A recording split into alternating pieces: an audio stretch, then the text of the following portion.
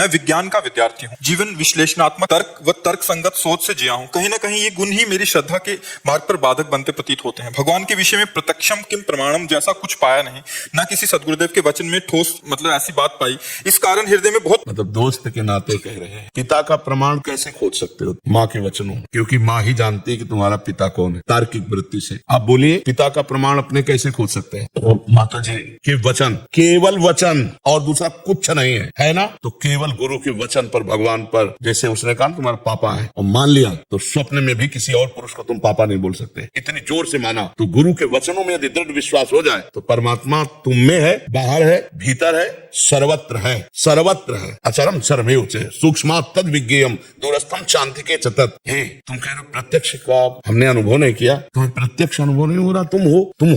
तुम हो ना, हम तुम्हें केवल तुम परमात्मा के मरे अंश हो। देखा है, मानते हो ना? हो अपने को तुम मानते हो और तुम्हारा अंशी जो परमात्मा उसके लिए कह रहे हो हमने देखा नहीं, तो कैसे मान ले? तुमने अपने को देखा? किसमें देखा?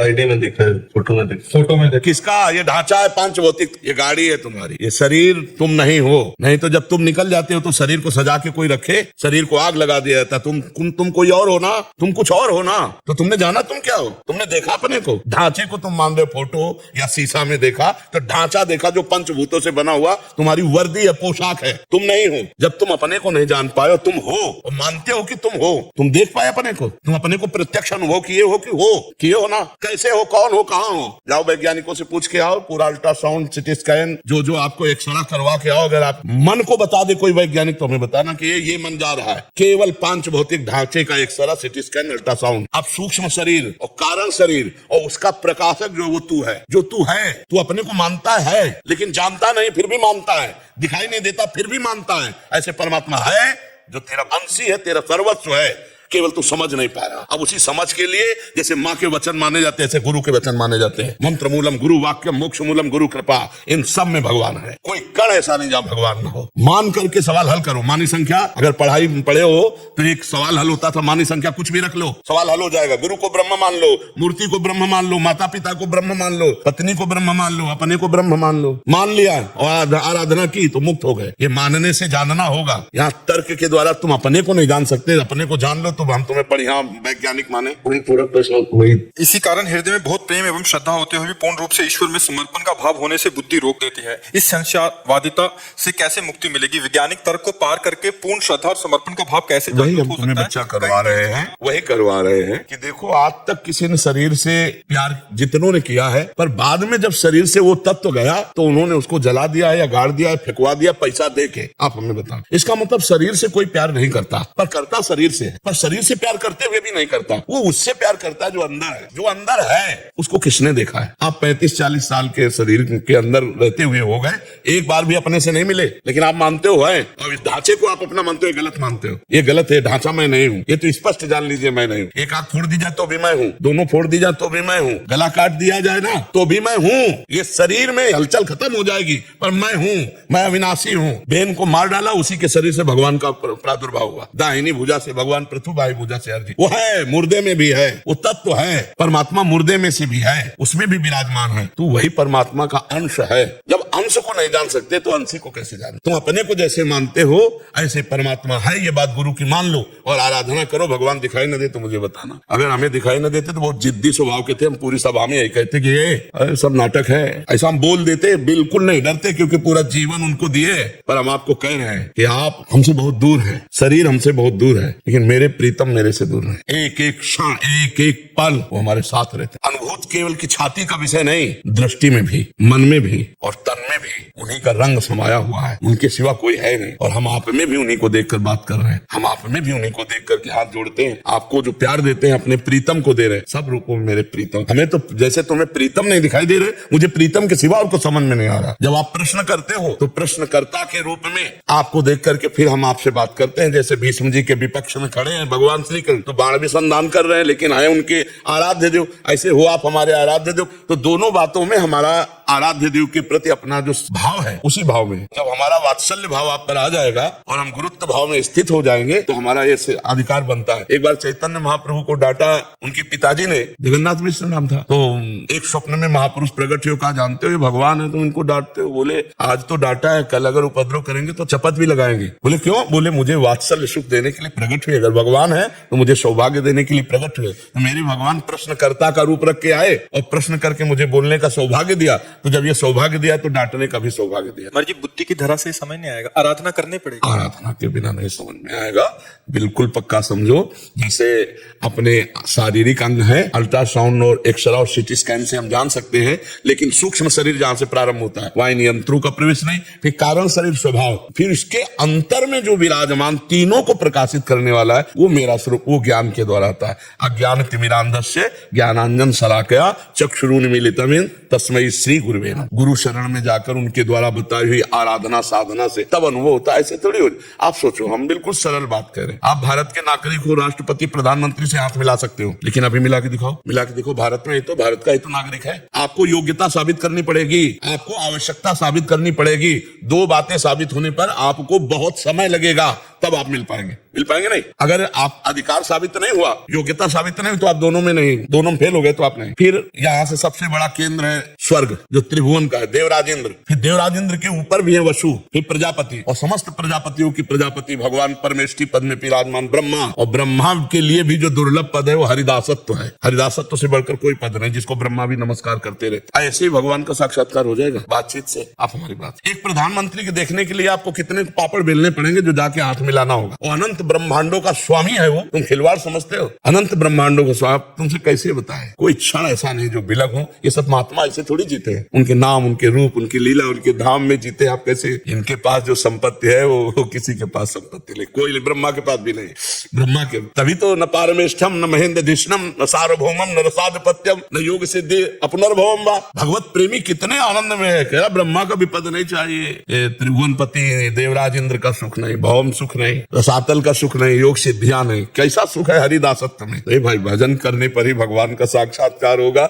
आप सोचो बातचीत से तो नहीं होने वाला, पर वो है। जैसे तुम हो, कोई तुम्हें नहीं प्रमाणित कर सकता, कोई तुम्हें प्रमाणित नहीं कर सकता। आत्मस्वरूप को कोई भी यंत्र यहाँ से लेके अमेरिका तक कहीं भी कोई यंत्र बनाओ, हमें दिखा दो। आत्मस्वरूप की तो बात जाने दो। ये देखो बुद्धि, ये देखो मन, ये देखो चित्त, ये देखो अहंकार, ये सूक्ष्म शरीर है। स्थूल शरीर को तो बता देंगे कि ये हार्ट है, ये लीवर है, ये बड़ी आंत, ये छोटी आंत, ये मलाशय, मूत्राशय, ये स्थूल का ढांचा जो पंचभूतों से बना है। लेकिन सूक्ष्म शरीर नहीं, कारण शरीर नहीं, और तीनों शरीरों को प्रकाशित करने वाला आत्मा उसको तो नहीं। तो जैसे तुम हो पर तुम नहीं जानते, अपने को नहीं दिखा सकते, तुम नहीं देख सकते, तो भी हो, ऐसे ही परमात्मा है। अपने आप से अपने आप में दर्शन हो जाएगा, निहाल हो जाओगे, पर तुम प्रमाणित नहीं कर सकते। ये प्रमाण का विषय नहीं कि तुम्हें अगर परमात्मा का दर्शन तो कराओ। अब ये रबड़ी रसगुल्ला प्राकृतिक वस्तु नहीं है। तुम रो, हम रो, दोनों लोग रोए और फिर हमारी पुकार सुन जाए तो दोनों को दर्शन हो जाए। ऐसे बिन रोए किन पाइया प्रेम प्यारा बीती, ऐसे थोड़ी कि अगर तुम हो तो कुछ प्रमाणित करो, उसका प्रमाण नहीं, वो स्वयं प्रमाण है, वो प्रमाण से अतीत है। वो भजन कर ले पर समझ में आएगा, ऐसे समझ में ले आएगा। ये प्रमाण का विषय है, श्रद्धा और विश्वास का। भवानी शंकरो वंदे श्रद्धा विश्वास रूपिणो याभ्याम बिना न पश्यन्ति। स्पष्ट वर्णन किया गोस्वामी जी ने, याभ्याम बिना न पश्यन्ति सिद्धा स्वांता स्तमेश्वरम। अपने अंतःकरण में सिद्ध आत्म स्वरूप विराजमान है, बिना श्रद्धा और विश्वास के आप अनुभव नहीं कर सकते। इसलिए भजन करो और श्री कृष्ण से प्यार करो, वे सब संशय दूर कर देंगे। ठीक है, बहुत आप अच्छे हो जो किसी न किसी तरह से भगवान से जुड़े हो। ठीक है महाराज जी, मैं जो सोचता हूँ वो होता नहीं, और जो नहीं सोचता वो होता है, इसलिए मुझे नेगेटिव सोचने नहीं। ये बात सबके लिए पूछ लो, कौन ऐसा जो सोचता है वही होता चला जाए। मैं नेगेटिव सोचता हूँ ताकि मेरे साथ पॉजिटिव हो जाए पहले से। कई बार हुआ है गुरु जी, तो ऐसा लगता है कि ना उल्टा सोचो तो इससे क्या दिमाग में नेगेटिविटी है, हम सोच रहे हैं वो गलत। यार अगर उल्टा सीधा दोनों सोच के राधा राधा को तो कैसा रहे? वो तो बहुत वही करते हैं गुरु जी, तो वही करो यार। हाँ, ये जो उल्टा सीधा सोच है ना, ये दोनों फंसाने वाली है। हम कर्तव्य को सोचे, कर्तव्य को करें, उसमें निगेटिव पॉजिटिव कुछ भावना न करें और राधा राधा जपे, तो ये ठीक हो जाएगा। और आज तक इस धरती में कोई पैदा हुआ जो सोचे वही हो जाए, ऐसा नहीं। भगवान के बाप दशरथ जी थे ना, उन्होंने सोचा कि कल सुबह जो है रघुनाथ जी को राज्याभिषेक दे देंगे, और समय के वनवास हो गया, 14 वर्ष का वनवास नहीं हो गया। तो फिर हमारी तुम्हारी सोच कैसे? और उसके लिए भजन जीवन, पुण्य प्रताप और भगवान की कृपा सब मिला के तब, नहीं तो अपनी सोच ही सोच है, केवल सब सोच ही में है, आशा है और सोच है, इसी में जीवन व्यतीत होता चला जाता है और मर गए, ना आशा काम आई ना सोच काम आया। राधा राधा राधा, इधर उधर मत सोचो, कर्तव्य सोचो, तुम्हें इस समय क्या करना चाहिए, तुम्हारा कर्तव्य क्या है, जो कर्म तुम्हें मिला है वही तुम्हारी पूजा है, उसे मन लगा कर करो और भगवान के लिए करो, तभी आनंद का अनुभव होने लगेगा। सोच को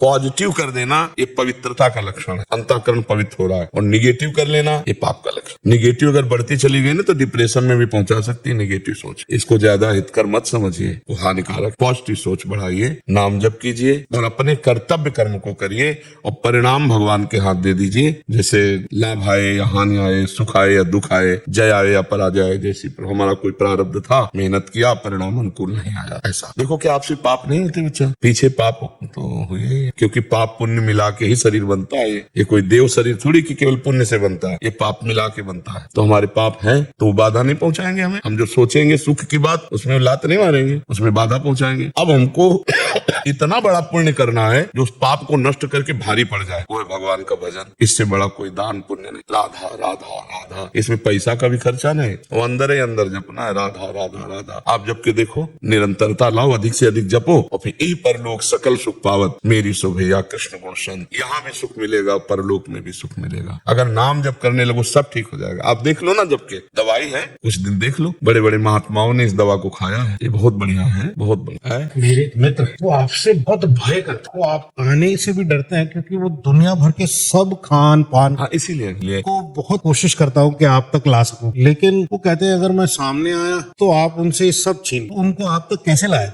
जब द्रवहि दीन दयालु राघो तो साधु संगति पाइए। भगवान जब प्रसन्न होते हैं तो संत समागम दे देते हैं, और भगवान ने स्वयं कहा है कि जो पे दुष्ट हृदय सोई होई मोरे सन्मुख आओ कि सोई। अगर थोड़ी भी दुष्टता हृदय में रखोगे तो साधु समागम करने में, बताओ, साधु संग निर्भय पद प्रदान करता है और उनको साधुओं से भय लगता है, ले लगता है। अशुभ, अमंगलकारी, अभक्ष, अपेय ये जीवन का दोष है, इसको छोड़ना चाहिए। अशुभ अमंगलकारी है सब, जो पेय है, खाद्य है, इनको छोड़ देना चाहिए। आखिरकार शरीर भी छूट जाएगा, आज नहीं तो कल, तो वो कार्य कर लो जिसके लिए तुम्हारा शरीर मिला है। इनको छोड़कर भगवान का सुमिरन कर लो, परोपकार कर लो, किसी जीव को बचाओ। हिंसा करके उनके मांस को खाना, शराब पीना, ये गंदी बातें, तो ये तो मनुष्य जीवन के दोष है, इनको त्याग देना चाहिए। हाँ, इसलिए वो डरते हैं कि मतलब जाएंगे तो बाबा कसम खवा देंगे क्योंकि आप बताओगे, हम ऐसे किसी से नहीं कहते। जब कोई ऐसा या तो उसका मित्र आदि उसे बता दे ऐसे ऐसे करते हैं, तो लगता है हमारे पास आए तो कुछ दे के जाओ यार। अपने अशुभ आचरण छोड़ दो, कुछ अपने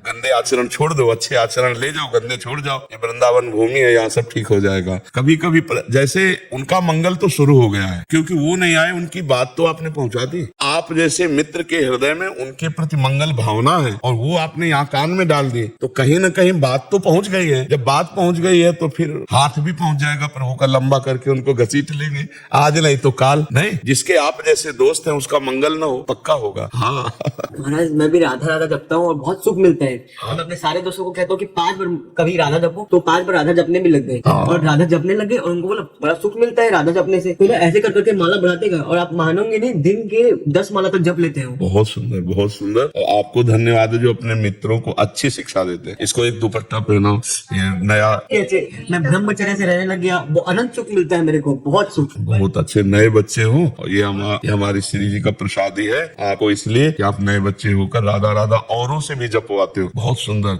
गंदे आचरण मत करना। आज का जो चल रहा है ना नशा, ये गर्लफ्रेंड बॉयफ्रेंड ये सब, बिल्कुल जब तक ब्याह हो तब तक ब्रह्मचारी रहो।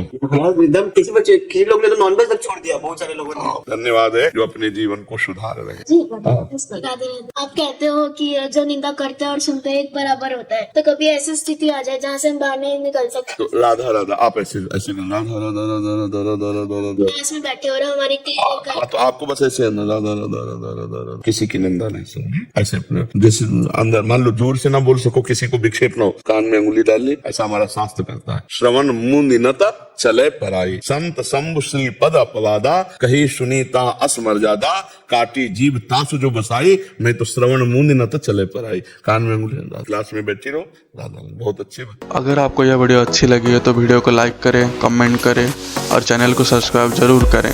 और मैं आपको मिलता हूँ कल एक और नए वीडियो के साथ। राधे राधे।